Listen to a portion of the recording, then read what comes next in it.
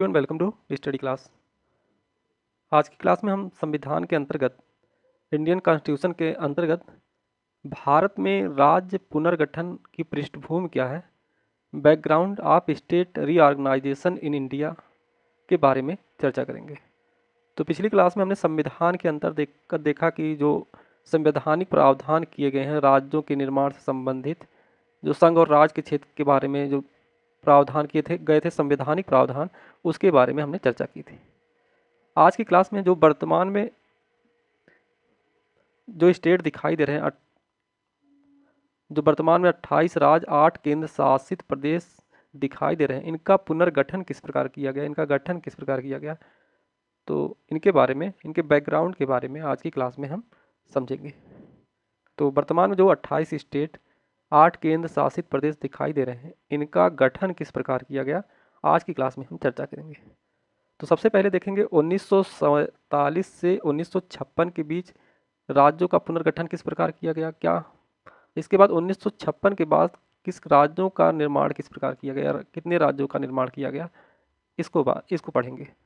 तो पहले देखेंगे 1947 से लेकर 1956 आज़ादी के बाद और से लेकर 1956 तक के बीच कितने राज्यों का गठन किया गया, कैसे किया गया।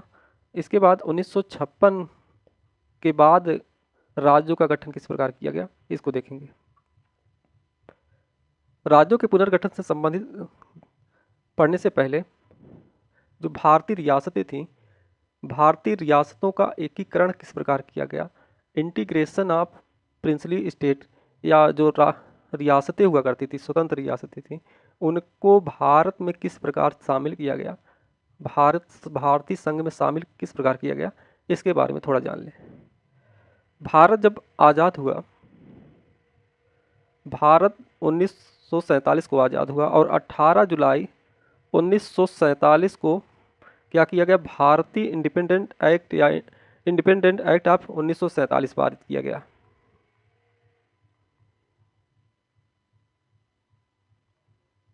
पारित किया गया, जो कि पारित हुआ 18 जुलाई 1947 को।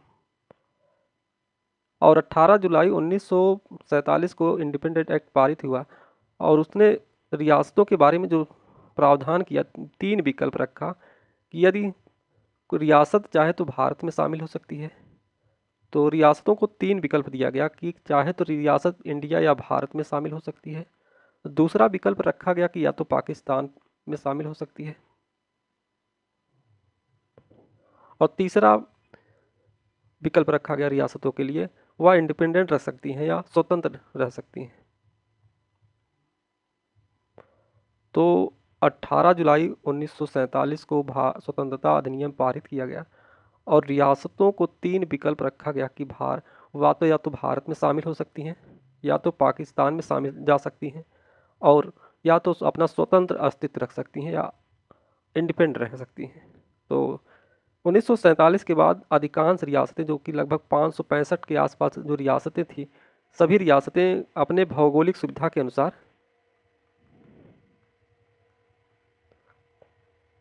भारत में शामिल हुई और कुछ रियासतें पाकिस्तान में शामिल हो गई। तो आज़ादी के बाद अधिकांश रियासतें जो है शामिल हो गई, लेकिन कुछ रियासतें थी जो कि स्वतंत्र रहना चाहती थी और कुछ रियासतें क्या है पाकिस्तान में शामिल होना चाहती थी।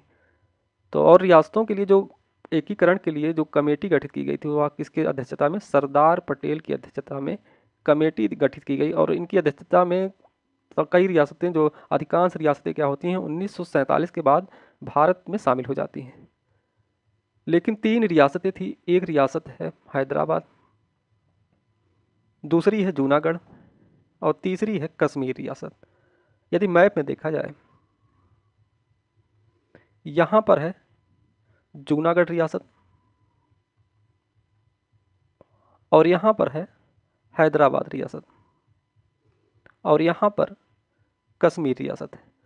तो तीनों रियासतें 1947 के बाद भारत में नहीं शामिल हुई। और हैदराबाद की जो स्थिति थी, हैदराबाद यहाँ पर है, हैदराबाद शामिल होना चाह रही थी पाकिस्तान में, हैदराबाद पाकिस्तान में शामिल होने के लिए होना चाह रही थी। लेकिन सरदार पटेल की अध्यक्षता में जो गठित की गई थी समिति, इनके द्वारा जो प्रयास किया जाता है। और यहाँ पर जो हैदराबाद है, हैदराबाद रियासत में जो यहाँ की जनता है, जनता क्या कर रही है, भारत में शामिल हो रही होना चाहती है, जबकि यहाँ का जो शासक है निज़ाम, वह क्या है, पाकिस्तान में शामिल होना चाह रहा है। और चलकर क्या होता है कि हैदराबाद को पुलिस कार्रवाई ऑपरेशन पोलो चलाया जाता है। ऑपरेशन पोलो के तहत हैदराबाद को भारत में 13 सितंबर 1948 को शामिल कर लिया जाता है। तो 13 सितंबर 1948 को हैदराबाद को ऑपरेशन पोलो के तहत भारत में शामिल किया जाता है। और दूसरी जो रियासत है जूनागढ़, यह भी क्या है, यहाँ पर जूनागढ़ है, यह भी पाकिस्तान में शामिल होना चाह रही थी, लेकिन यहाँ पर यहाँ की जो जनता है जूनागढ़ की, वह क्या है, भारत में शामिल होना चाहती है। और जनमत संग्रह द्वारा जूनागढ़ को भारतीय संघ में विलय कर लिया जाता है। और वह समय है, तो 9 नवंबर पहले कब्जा किया जाता है, 9 नवंबर 1947 को जूनागढ़ को। और यहाँ पर फरवरी 1948 को जनमत संग्रह द्वारा जूनागढ़ को भारत में शामिल कर लिया जाता है। इसके बाद कश्मीर का नंबर आता है। कश्मीर का राजा यहाँ पर स्थित है, जो रियासत है कश्मीर रियासत, उसका राजा है यहाँ पर हरि सिंह। और हरि सिंह क्या है, संशय में है कि किस तरफ हम जाएं। आगे क्या होता है कि विलय पत्र के माध्यम से क्या किया गया, कश्मीर को भारत में शामिल कर लिया गया। यदि क्रम देखा जाए तो सबसे पहले शामिल किया जाता है जो 3 रियासतें, शेष 3 रियासतें थीं, सबसे पहले जूनागढ़ को शामिल किया जाता है।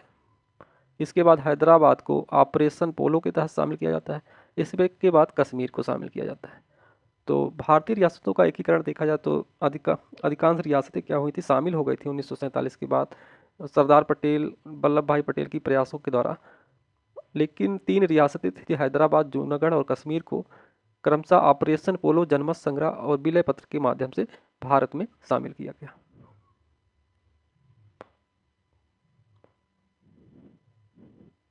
और संविधान लागू होने के बाद, जब संविधान लागू हुआ 26 जनवरी 1950 को लागू हुआ, उस समय जो रियासतें थी और जो ब्रिटिश राज क्षेत्र है, जहाँ पर ब्रिटेन का सीधा नियंत्रण था और कुछ कमिश्नरी क्षेत्र हुआ करता था, इनको क्या किया गया, विभाजित किया गया 4 वर्ग में। इनका ABCD 4 ग्रुप बनाया गया। पहले ग्रुप ए में रखा गया जो ब्रिटिश भारत के पूर्व गवर्नर प्रांत, जो एक गवर्नर और राज विधायिका द्वारा शासित होते थे, तो उन प्रांतों को शामिल किया गया जो ब्रिटिश नियंत्रण में था, जिसे कहा जाता था ब्रिटिश शासित क्षेत्र कहा जाता था। यहाँ पर जो प्रशासन चलाया जा रहा था गवर्नर, और यहाँ की जो विधानमंडल है उनके द्वारा जो प्रशासन चलाया जा रहा था, उनको शामिल किया गया, जिसमें कुल मिला के 9 प्रांत थे, 9 ब्रिटिश प्रांत थे। बम्बई, मद्रास, असम, बिहार, मध्य प्रांत, बरार, पूर्वी पंजाब, संयुक्त प्रांत उड़ीसा और पश्चिम बंगाल।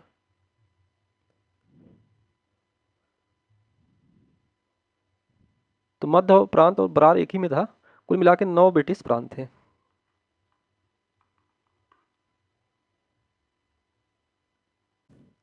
जो पूर्व रियासतें, बड़ी रियासतें थीं, उनको रखा गया, जैसे हैदराबाद, जम्मू कश्मीर, पटियाला, पूर्वी पंजाब राज संघ, मध्य भारत, मैसूर, त्रावणकोर, कोचीन, राजस्थान और सौराष्ट्र। तो जो 20 श्रेणी बनाई गई, उसमें जो पूर्व बड़ी रियासतें हुआ करती थी उनको रखा गया। और सी में कुछ रियासतें और जो मुख्य आयुक्त प्रांत थे, जो चीफ कमिश्नरी क्षेत्र हुआ करता था, उनको शामिल किया गया। जैसे अजमेर, भोपाल, कुर्ग क्या था, चीफ कमिश्नरी क्षेत्र था। दिल्ली चीफ कमिश्नरी क्षेत्र था। इसी प्रकार जो है, जो छोटी रियासतें थी और कुछ मुख्य जो कमिश्नरी क्षेत्र था, उनको भाग सी में रखा गया। और भाग डी में जो अकेले किसको रखा गया, अंडमान और निकोबार द्वीप समूह को रखा गया।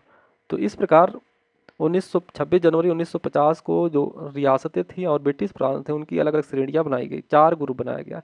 पहले ग्रुप में ब्रिटिश क्षेत्र रखा गया, ब्रिटिश प्रांत, बी में बड़ी रियासतें, सी में जो चीफ कमिश्नरी क्षेत्र था, और डी में अंडमान निकोबार को रखा गया।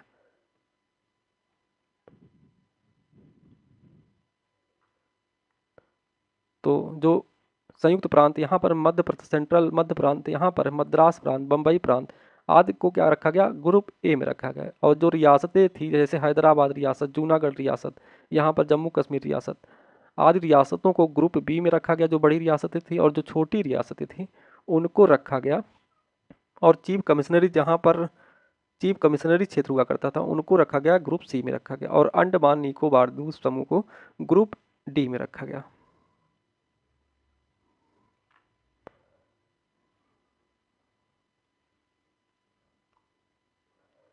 आगे क्या होता है कि जो राज्यों का पुनर्गठन किया जाना था भारतीय राज्यों का, वह था प्रशासनिक सुविधा के आधार पर, प्रशासनिक सुविधा के आधार पर या आर्थिक आधार होना चाहिए, भौगोलिक आधार पर पुनर्गठन किया जाना था। तो राज्यों के गठन के लिए जो मानक रखे गए थे, प्रशासनिक सुविधा, आर्थिक और भौगोलिक के आधार पर राज्यों का पुनर्गठन किया जाना था। लेकिन 1947 के बाद क्या होता है कि भाषाई आधार पर राज्यों की मांग चल रही थी। तो भाषाई आधार पर क्या है, राज्यों की मांग चल रही थी, यहाँ पर जन आंदोलन हो रहा था। जैसे एग्जाम्पल के तौर पर यहाँ पर जो मद्रास प्रांत था, और मद्रास प्रांत में 3 भाषी लोग थे, 3 भाषा बोलने वाले लोग थे। एक है तेलुगु भाषा, एक है तमिल भाषा बोलने वाले थे यहाँ पर, और एक मलयालम भाषा बोलने वाले थे। तो 3 भाषा बोलने वाले इस मद्रास जो प्रांत था, मद्रास प्रांत में 3 भाषा वाले लोग रहते थे यहाँ पर। और यहाँ पर जो बॉम्बे प्रांत है, एक क्षेत्र में गुजराती भाषा वाले थे, गुजराती बोलने वाले, और यहाँ पर मराठी बोलने वाले थे। तो 1947 के बाद क्या हुआ कि भाषाई आधार पर राज्यों के पुनर्गठन या राज्यों के गठन की मांग चल रही थी। और सबसे यहाँ पर जन आंदोलन, आक्रोश लोगों का अधिक था। जैसे एग्जाम्पल के तौर पर मद्रास में क्या है, यहाँ पर तेलुगु भाषी लोग अलग राज्य की मांग कर रहे थे, अलग राज्य की मांग कर रहे थे। और इस दिशा में क्या होता है कि कुछ आयोग, राज्य पुनर्गठन आयोग का गठन किया जाता है कि राज्यों का जो गठन किस प्रकार किया जाए, क्योंकि भाषाई आधार पर राज्यों की मांग चल रही थी भारत में। और पहला आयोग गठन किया गया, धार आयोग का गठन किया जाता है, जिसमें, और इसका गठन किया गया जून 1948 को किया गया। और इसमें जो सदस्य थे यस्के धर, तो यस्के धर की अध्यक्षता में आयोग का गठन किया जाता है, जिसमें यस्के धर, जे.एन. लाल और पन्ना लाल 3 सदस्यीय आयोग का गठन किया गया। तो आयोग की जो सिफारिश थी कि आयोग ने 2 नए प्रांतों की स्थापना का प्रस्ताव रखा, और आयोग ने प्रांतों को केवल या मुख्यतः भाषाई आधार पर संगठित करने के विचार को अस्वीकार कर दिया। तो एक तरफ भाषाई आधार पर भारत में डिमांड चल रही है राज्यों के पुनर्गठन के लिए, राज्यों के गठन के लिए, लेकिन एसके धर की अध्यक्षता में जो कमेटी गठित की गई, वो उस कमेटी का जो रिपोर्ट है, रिपोर्ट में जो भाषाई आधार पर जो राज्यों की मांग चल रही है उसको क्या कर दिया गया, अस्वीकार कर दिया गया। तो अस्वीकार कर दिया जाता है एसके धर की समिति कमेटी द्वारा भाषाई आधार पर राज्यों की जो मांग चल रही थी। और इसने जो रिकमेंडेशन दिया, जो सुझाव दिया राज्यों के पुनर्गठन के लिए, भौगोलिक निरंतरता, भौगोलिक के आधार पर वित्तीय आत्मनिर्भरता, आर्थिक आत्मनिर्भरता के आधार पर, और प्रशासनिक सुविधा और भविष्य की विकास क्षमता जैसे कारकों पर जोर दिया। तो इस कमेटी ने जो राज्यों के पुनर्गठन के लिए जो सिफारिश की, वह प्रशासनिक सुविधा, आर्थिक स्वतंत्रता और भविष्य की विकास क्षमता के कारकों पर जोर दिया। लेकिन भाषाई आधार पर जो राज्यों की मांग है उसको क्या कर दिया गया, अस्वीकार कर दिया जाता है इस कमेटी द्वारा। लेकिन यहाँ पर आंदोलन चल रहा है और भाषाई आधार पर राज्यों की मांग चल रही है। आगे इस मांग को देखते हुए क्या हुआ, गठन जेबीपी समिति का गठन किया गया, और यह गठन किया जाता है दिसंबर 1948 को गठन किया गया। और जेबीपी समिति में जो सदस्य थे जवाहरलाल नेहरू, जे वल्लभ भाई पटेल और कांग्रेस अध्यक्ष पट्टाभी सीतारमैया, जेबीपी समिति। और इस समिति की जो सिफारिश थी, जो सुझाव दिया रिपोर्ट में क्या था कि भाषा से हटकर सुरक्षा, एकता और आर्थिक समृद्धि जैसे कारकों पर ध्यान केंद्रित किया जाए। तो इस समिति जेबीपी समिति ने फिलहाल जो राज्यों की मांग थी भाषाई आधार पर, उसको क्या कर दिया गया, कुछ समय के लिए टाल दिया गया कि अभी भारतीय राज्यों के गठन के जो भाषाई आधार है उसको कुछ समय के लिए टाल दिया गया और कहा या अस्वीकार कर दिया गया। लेकिन क्या होता है कि यहाँ पर आंदोलन चल रहा है तेलुगु भाषा को लेकर, राज्य की मांग को लेकर यहाँ पर जन आंदोलन चल रहा है। लेकिन 1953 में क्या होता है, यहाँ पर एक कांग्रेसी नेता है जिनका नाम है पोट्टी श्री रामलू, और इनकी इस आंदोलन में क्या हो जाती है, मृत्यु हो जाती है। और मृत्यु होने के कारण जन आक्रोश को देखते हुए 1953 में क्या किया गया, आंध्र प्रदेश को भाषाई तेलुगु भाषा के आधार पर आंध्र प्रदेश राज्य का गठन किया जाता है 1953 में। तो पहला राज्य है जो भाषाई आधार पर गठन किया गया, वह कौन सा राज्य है, आंध्र प्रदेश। तो यहाँ पर तेलुगु भाषा को लेकर, तेलुगु राज्य की मांग को लेकर आंदोलन हुआ, और आंदोलन में क्या होता है, एक कांग्रेसी नेता, एक पोट्टी श्री रामलू की मृत्यु हो जाती है 1953 में, और जन आक्रोश को देखते हुए यहाँ पर अलग राज्य का गठन किया जाता है, आंध्र प्रदेश। तो 1953 में जो भाषाई आधार पर पहले राज्य का गठन किया गया वह था आंध्र प्रदेश। लेकिन आगे हुआ कि किस आधार पर, क्योंकि और राज्यों में भी क्या है कि भाषाई आधार पर राज्यों के पुनर्गठन की मांग चल रही थी। जैसे यहाँ पर जो बम्बई प्रांत है, गुजराती और मराठी भाषा के आधार पर राज्यों की मांग चल रही थी। तो आगे चलकर एक कमेटी और गठित की जाती है, वह कमेटी है फजल अली आयोग। फजल अली आयोग का गठन किया गया, और यह गठन दिसंबर 1953 में किया जाता है, दिसंबर 1953 में। तो इस आयोग का गठन कब किया गया, दिसंबर 1953 को किया गया, और फजल आयोग की अध्यक्षता में। और इसमें जो अन्य 2 सदस्य थे, एक सदस्य थे के एम पडिक्कर,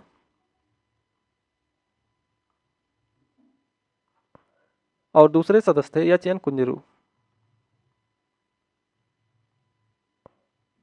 तो 3 सदस्यीय फजल आयोग का गठन किया जाता है, फजल अली आयोग का। और इसकी जो सिफारिश थी इस आयोग की, कि राज्यों के पुनर्गठन के आधार पर भाषा को स्वीकार कर लिया गया, कि भाषाई आधार पर राज्यों का पुनर्गठन किया जा सकता है। लेकिन क्या कि एक भाषा एक राज्य की अवधारणा को अस्वीकार कर दिया गया। तो उन्हीं राज्यों को भाषाई आधार पर गठन किया जा सकता है कि जिस क्षेत्र में क्या हो, लगभग 70% से अधिक आबादी क्या हो, उस प्रकार की वह भाषा बोलती हो, एक भाषा बोलती हो।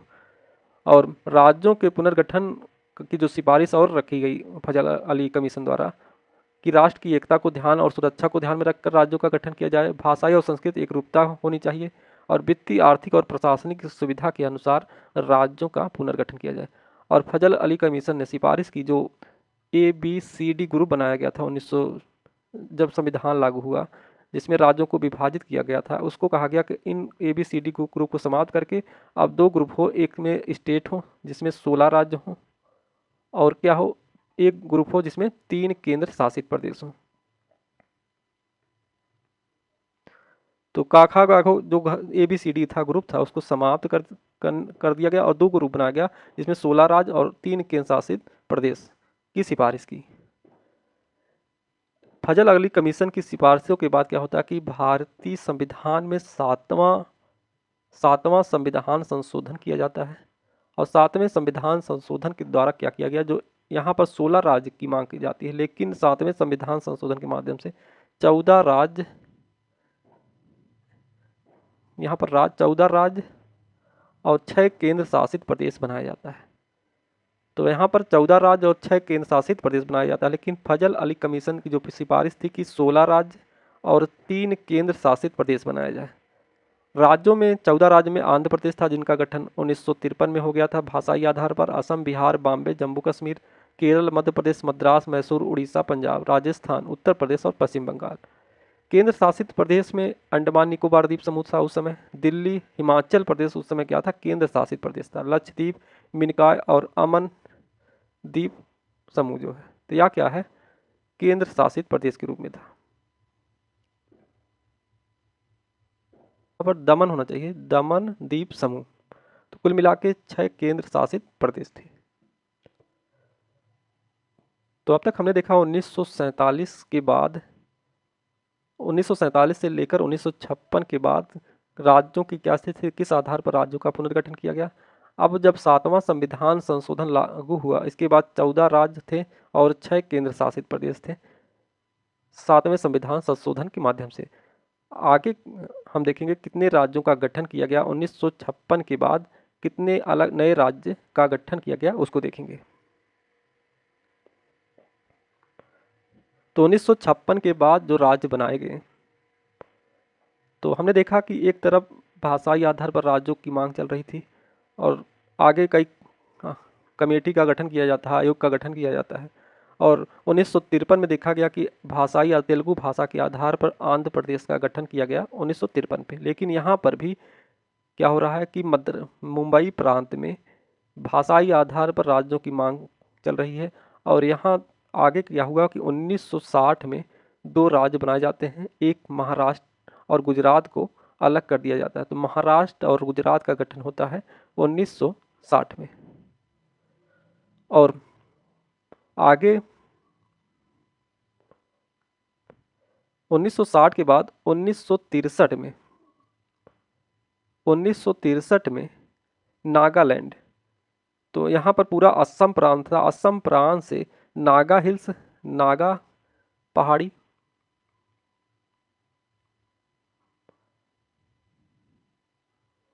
जो त्वेन सांग वाला क्षेत्र है उसको अलग करके एक नए राज्य का गठन किया जाता है नागालैंड, जो कि 16वां राज्य, भारत का 16वां राज्य बनता है नागालैंड 1963 में।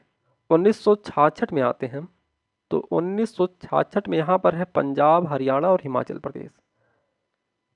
तो 1966 में पंजाब से क्या किया गया, हरियाणा को अलग कर दिया जाता है।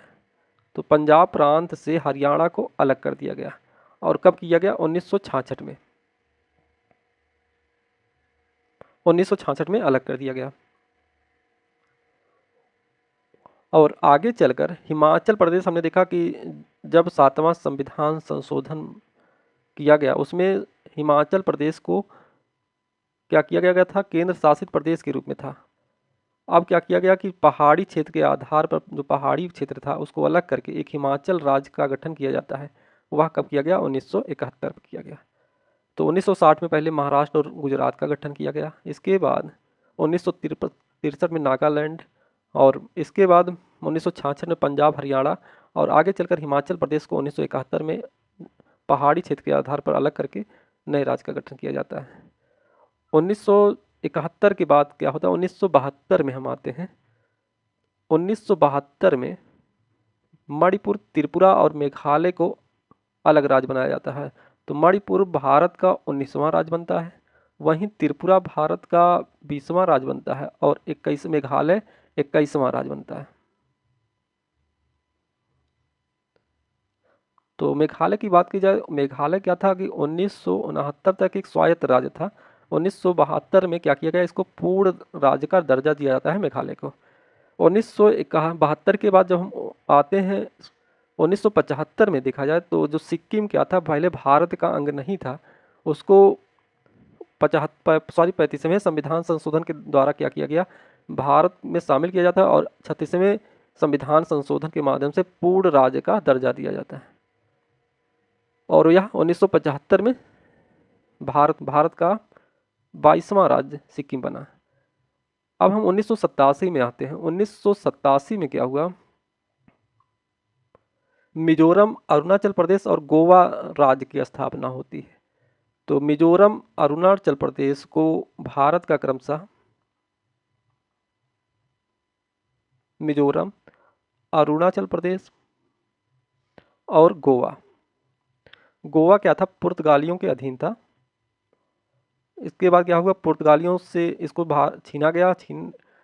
आगे क्या होता है कि 1987 में गोवा को पूर्ण राज्य का दर्जा दिया जाता है, और उसी प्रकार मिजोरम को भारत का 23वां राज्य बनाया जाता है, और अरुणाचल प्रदेश को भारत का 24वां राज्य बनाया जाता है। और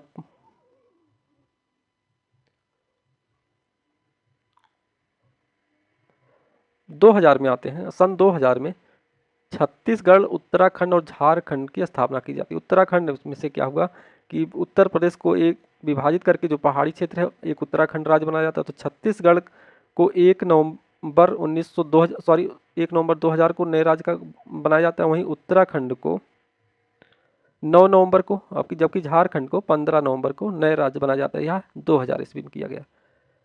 आगे फिर तेलंगाना को 2014 में गठित किया जाता है। आंध्र प्रदेश से अलग करके तेलंगाना राज्य बनाया जाता है। और जम्मू और कश्मीर को और लद्दाख को 2019 में। तो यहाँ पर जो जम्मू कश्मीर क्षेत्र है, जम्मू और कश्मीर को मिलाकर एक नया केंद्र शासित प्रदेश बनाया जाता है और लद्दाख को अलग केंद्र शासित प्रदेश। तो क्या था, एक राज्य था, दोनों को अलग करके केंद्र शासित प्रदेश, 2 केंद्र शासित प्रदेश का निर्माण किया जाता है। गोवा और दमन द्वीप को 1987 में गठित किया गया। गोवा को पूर्ण राज्य का दर्जा 1987 में दिया जाता है। पौंडीचेरी जो कि किसके कब्जे में था, या था कब्जे में फ्रांस के कब्जे में था, और इसको अलग करके 1962 में पौंडीचेरी को 14वें संविधान संशोधन के द्वारा केंद्र शासित प्रदेश बनाया जाता है। तो इस प्रकार राज्यों का पुनर्गठन किया गया। वर्तमान में जो क्या है, 28 राज्य हैं और 8 केंद्र शासित प्रदेश हैं। इसको याद करने के लिए एक ट्रिक है कि नागा हरिया के साथ हिमालय गया, पुरपुरा में लय कम रम अधिक चला। तो पहले नागालैंड का गठन किया गया। हम उसके पहले क्या था, 1960 में महाराष्ट्र गुजरात को अलग किया गया था, लेकिन नागा बनाया गया। फिर हरियाणा का गठन किया जाता है 1966 में। इसके बाद हिमाचल प्रदेश को 1971 में गठित किया जाता है। और हिमाचल प्रदेश के बाद यहाँ पर है पुरपुरा। तो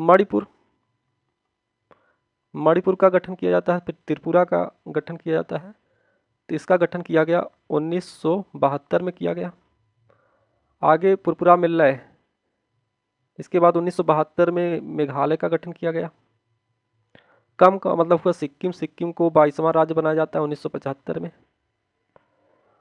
रम का मतलब हुआ यहाँ पर मिजोरम को 1987 में गठित किया जाता है। वहीं अधिक चला मतलब अरुणाचल प्रदेश को 1987 में गठित किया जाता है।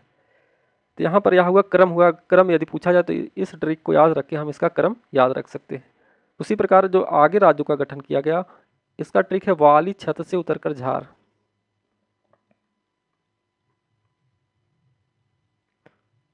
तो यहाँ पर गोवा हुआ 1987 में, गोवा का गठन किया जाता है। इसके बाद ली का अर्थ हुआ दिल्ली का गठन किया गया। छत से छत्तीसगढ़ का गठन किया जाता है। इसके बाद उत्तराखंड का गठन किया जाता है और बाद में झारखंड का गठन किया गया। तो इसको क्रम भी यहाँ से यहाँ तक एक क्रम में जिन राज्यों का जो निर्माण हुआ है एक क्रम में दिया गया है। तो इस ट्रिक को याद करके हम राज्यों के पुनर्गठन के बारे में, राज्यों के पुनर्गठन का जो क्रम है, जो समय है, उसको याद रख सकते हैं। तो आज की क्लास में हमने राज्यों के पुनर्गठन से संबंधित जो भी प्रावधान दिए गए थे उसके बारे में चर्चा की।